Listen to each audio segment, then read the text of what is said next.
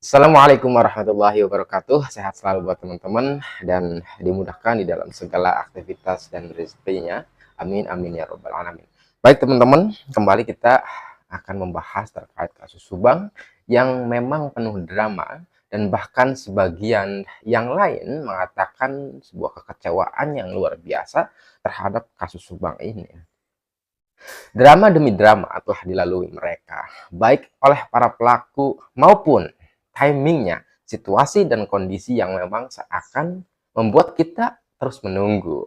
Sebuah contoh misalkan untuk P21 aja lama banget misalkan. Ini kan ada perasaan yang memang apa ya, gregetan lah ya kira-kira. Menunggu waktu yang tepat kapan P21-nya saja lama banget kira-kira begitu. Belum lagi masa-masa yang lalu. Selama 2,5 tahun ini kita semua netizen mengawal kasus Subang bahkan dengan penuh kesabaran yang sangat luar biasa. Bukan begitu ya teman-teman? Kekecewaan itu terjadi bukan hanya akhir-akhir ini teman-teman. Kalau kita bahas kekecewaan yang dimana kasus Subang itu penuh dengan sandiwara, drama, alibi dan sebagainya. Kalau kita tarik kembali dari awal, yang pertama misalkan kasus Subang itu membuat memang kita menjadi bimbang. Di awal bimbangnya apa? Kok seakan antara pelaku A dan B itu siapa, saling memojokkan satu sama lain. A menyalahkan yang B, yang B menyalahkan yang A, yang A menyalahkan C, dan dibuat muter-muter. Itu memang membuat kita bingung, bimbang sekali, sehingga netizen berpecah belah. Ada yang mendukung A, ada yang mendukung B, ada yang mendukung C, begitu. Karena sebenarnya ini disetting memang untuk demikian, sengaja dipecah belah agar membuyarkan suasana, ya enggak, agar membuyarkan sebuah informasi yang sebenarnya, dan itu memang sebuah skenario dari memang pelakunya atau dalangnya, kira-kira begitu. Nah, juga termasuk kasus ini dibuat muter-muter ya teman-teman. Di awal, misalkan sebuah contoh, Pak Yosef itu menganggap bahwa Wahyu Kostasi dan sebagainya Danu.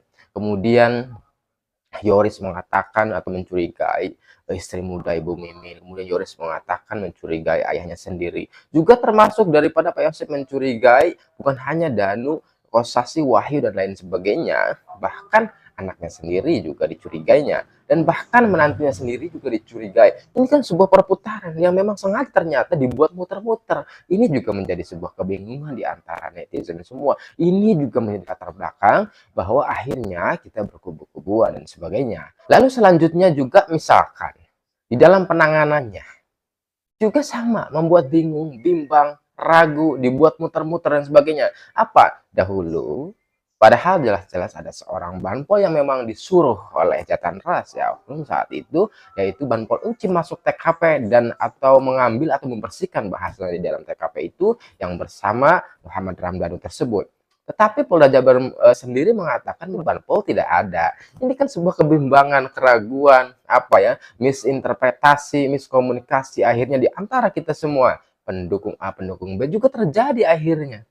Yang memang sengaja ternyata dibuat seperti itu. Kira-kira begitu ya. Ini adalah analogi sederhananya.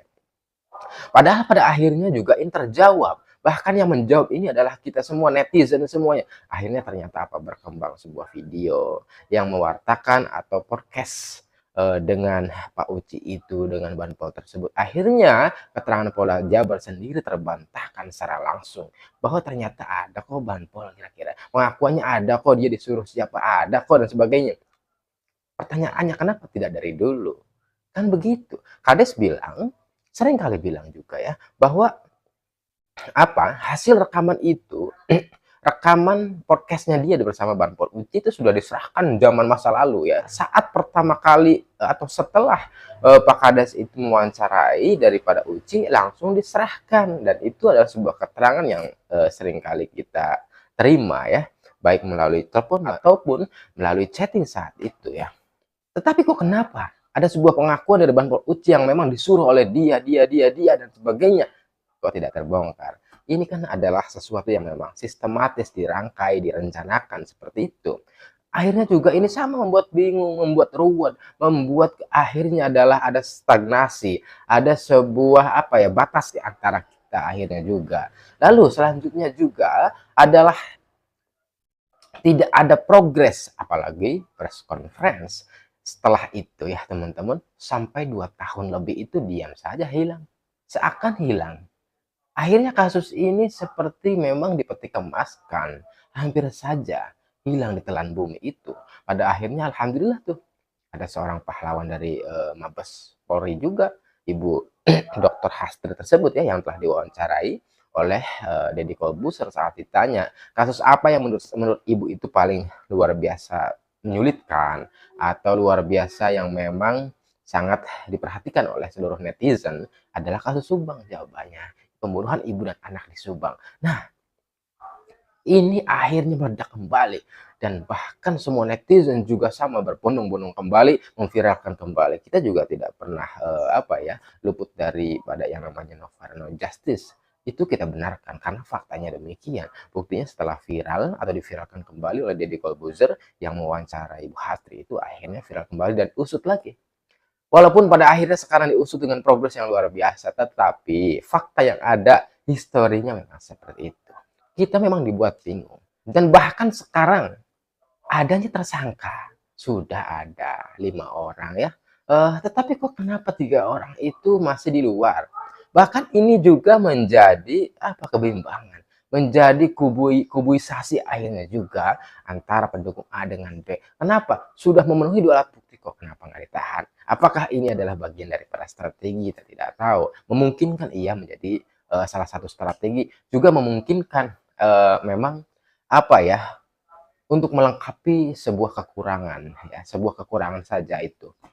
Nah, ada lagi kemudian kok sudah menjadi tersangka masih bebas dan sebagainya, apakah jangan-jangan kekurangan alat bukti? Akhirnya seperti itu, bimbang lagi. Akhirnya image yang berkembang adalah tersangka itu adalah belum memenuhi daripada 2 alat bukti, padahal dasar daripada untuk mentersangkakan orang itu adalah minimalnya 2 alat bukti. Bahkan kabar yang terbaru juga ternyata bukan hanya 2 alat bukti, tetapi lebih yang dimiliki kepolisian, lebih daripada 2 alat bukti dalam mentersangkakan seseorang untuk 5 orang tersebut. Nah, itu juga jelas. Terus sekarang lagi P21 sama dibuat bimbang. P21 juga belum. Katanya pertama sudah dibalik sudah di berkasnya disampaikan, diserahkan kepada kejaksaan, akhirnya dibalikan lagi. Ini juga walaupun ini adalah yang sebenarnya adalah proses ya untuk menuju ke 21, tetapi yang kemudian karena kebimbangan yang ada dari awal hingga akhir itu sehingga kita menjadi kubuisasi tersebut. Wajar saja memang tanpa kubuisasi ini memang kasusnya tidak viral juga ya. Artinya adalah kita atau saya pribadi berterima kasih kepada semuanya. Yang jelas sebenarnya adalah kita mengawal kasus Subang ini supaya viral selalu, supaya kasus ini memang diungkap, tidak dipeti kemaskan, kan seperti itu. Nah, dari situ kemudian rame belum P21, akhirnya muncul kembali. Kasus pembunuhannya aja belum kelar, misalkan belum sudah ditersangka tapi belum ditangkap, kemudian belum di P21 kan. Muncul lagi kebimbangan yang lain, keraguan yang lain adalah adanya OOJ dan sebagainya. Adanya OOJ sehingga yang melatar belakang katanya yang diduga itu adalah sehingga kasus ini menjadi lama. Kasus ini selama 2 tahun lebih baru terbongkar dan sebagainya. Ini menjadi latar belakang bahwa kenapa saat itu Polda Jabar mengatakan Banpol tidak ada, tetapi kok Polda Jabar sekarang mengusut tuntas terkait dengan Banpol itu ya, dan bahkan yang menyuruhnya pun sudah dipanggil seringkali. Bahkan itu juga ada sebuah dugaan indikasi ke sana. Kira-kira begitu. OOJ kemudian diusut tuntas dan bahkan informasi yang ada adalah jumlahnya sangat fantastik, luar biasa banyaknya. Dari situ kemudian simpang siur siapa saja yang kena, yang harusnya kena adalah ini dan sebagainya karena menutupi, karena menghilangkan dugaan indikasinya adalah menghilangkan barang bukti, menghilangkan jejak DNA dan sebagainya, ya kan. Kemudian mengaburkan suasana, situasi, kondisi TKP saat itu sehingga dikatakan sebagai TKP yang jorok dan sebagainya. Nah, sekarang ada lagi kemudian belum kelar daripada pembunuhannya, belum kelar daripada OOJ-nya. Sekarang adalah yayasan. Yayasan sekarang gencar sekali saya melihat atau mendengar infonya. Gencar sekali diperiksa, dipanggil dengan maratonnya. Dan bahkan dalam sebuah yayasan ini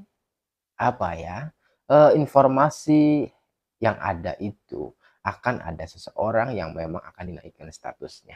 Ini informasi. Mudah-mudahan saya salah di sini. Tapi informasinya itu, bahwa ada di sisi OJ juga ada, yang tersangka ada kode etik juga ada, yayasan juga ada. Ini informasi yang ada. Mudah-mudahan saya tidak salah ya teman-teman. Artinya begini, poin yang harus saya sampaikan adalah rasa kecewa muter-muter dibuat halu bahkan kita ini terhadap kasus Subang, bahkan kita lupa dengan keluarga kita, lupa kita punya suami katanya nih netizen yang cerita kepada saya, lupa dengan saya punya istri, punya anak, bahkan bangun tidur yang dicarinya adalah HP ya teman-teman. Ingin mengetahui progres perkembangan informasi dari kasus Subang itu. Termasuk juga saya sendiri dan bahkan teman-teman yang lain, YouTuber yang lainnya teman-teman. Sama kok, semuanya dibuat seperti itu. Nah teman-teman, pertama poin yang harus saya sampaikan adalah walaupun kita memang dibuat seringkali bimbang, muter-muter, ragu dan sebagainya, bahkan ini kita katakan drama yang sangat luar biasa atau legenda kira-kira begitu, tetapi teman-teman, saya sangat optimis dengan kinerja Polda Jabar. Walaupun dahulu memang ya kita akui, harus akui bahwa memang dulu progresnya tidak seperti yang sekarang, jauh. Lalu kemudian terkait juga para tersangka yang memang belum ditahan. Sekali lagi, optimisme saya bagian daripada strategi Polda saja. Lalu kemudian terkait P21 juga sama, menurut saya adalah bagian daripada proses administrasi saja yang memang tahapannya adalah sebuah pelengkapan. Itu tidak akan ngaruh yang namanya P21 atau bahkan tidak di ACC atau tidak di P21 kan. Itu tidak mungkin teman-teman. Ini hanya sebuah kelengkapan administratif saja ya, sifatnya begitu. Nah, bagaimana ketika terkait dengan adanya muncul lagi OOJ dan sebagainya, yayasan dan sebagainya? Saya pikir begini, kasus Subang ini kita tahu ya memang ada peran yang menutupi, ada peran yang menghilangkan barang bukti, ada peran dugaannya juga menghilangkan jejak dan DNA dan sebagainya. Sehingga sangat sukar ini kasus, sangat sulit diungkap ini kasus, sehingga butuh pembuktian pencarian yang lebih akurat dan faktual. Kan kira-kira begitu. Berdasarkan apa? Ya, barang bukti, petunjuk yang ada. Kan begitu kira-kira teman-teman ya. Sehingga begini, kalaupun memang dalam rangka menersangkakan mereka 5 orang itu kan minimal 2 alat bukti dari setiap para tersangka tersebut. Lah, bukan hanya 2 atau 3, tetapi pengennya Polda saat ini adalah lebih daripada 2 alat bukti. Misalkan sebuah contoh, kalau sekarang Pak Yosef itu sudah memiliki 2 alat bukti pengakuan Danu dan cipratan darah tersebut, itu kan 2. Tetapi keinginan Polda menurut saya, optimisme saya itu menginginkan lebih daripada 2-nya adalah bukan hanya itu. Tetapi misalkan, kok bisa? Apa peran OOJ ini terhadap pelaku? Apakah OOJ ini memang membantu misalkan tersangka yang ada? Siapa lagi kalau bukan membantu tersangka atau pelaku? Kira-kira begitu. Nah, sehingga peran-peran para OOJ oknum ini adalah menjadi sebuah alat bukti karena kesaksiannya adalah sebagai alat bukti untuk memperkuat positioning atau menambah daripada alat bukti tersebut. Sehingga akan menjadi lebih daripada 2 alat bukti. Itu yang kedua. Lalu yang ketiga, akan diperkuat kembali bahwa yayasan itu telah terdeteksi secara pure. Dan ini juga telah dikatakan ada sebuah data fiktif oleh Bapak Surawan sendiri yang mengatakan. Artinya adalah sangat diseriusi penyelidikannya sehingga kemudian polisi menemukan itu. Maka sampai sekarang progres yang ada, yayasan itu juga akan menjadi perkuat atau memperkuat positioning atau menambahkan bahkan alat bukti dalam rangka menetapkan mereka para tersangka itu adalah sebagai pelaku dalang yang turut membantu, juga motifnya itu nanti akan terbongkar semua teman-teman. Jadi sebenarnya kesimpulan saya adalah kita barangkali masih butuh kesabaran itu yang insya Allah tidak akan lama lagi. Sebenarnya informasi memang berbeda-beda, terkadang ya informasi itu kan tergantung daripada apa atau dari mana dia dapat, tetapi minimalnya adalah segala informasi yang ada adalah kita rangkul dan kita rangkum semuanya, dan insya Allah Polda Jabar juga tidak akan lama lagi bahwa ternyata 3 hal yang saya sering kali sebutkan adalah pembunuhan daripada Ibu Tuti dan Amel, lalu kemudian disertai dengan OOJ, lalu kemudian dilengkapi dengan sebuah yayasan. Itu berkesinambungan teman-teman ya. Yayasan itu adalah pusatnya, misalkan dugaan motif utamanya terjadi pembunuhan. Pembunuhan itu akan cepat terungkap tanpa adanya OOJ, kan dugaannya seperti itu. Ketiganya ini harus diusut tuntas. Sehingga karena barangkali kalau kemarin terkait dengan pembunuhannya aja kelar, kali kan.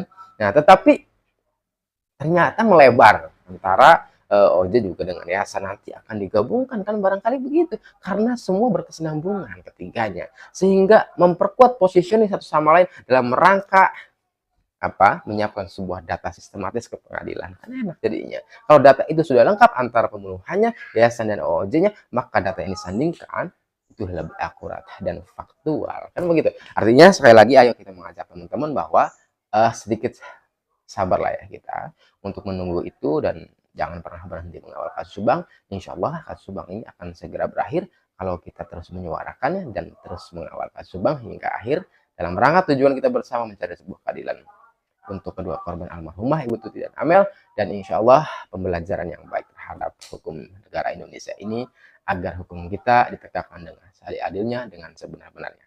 Amin. Wassalamualaikum warahmatullahi wabarakatuh.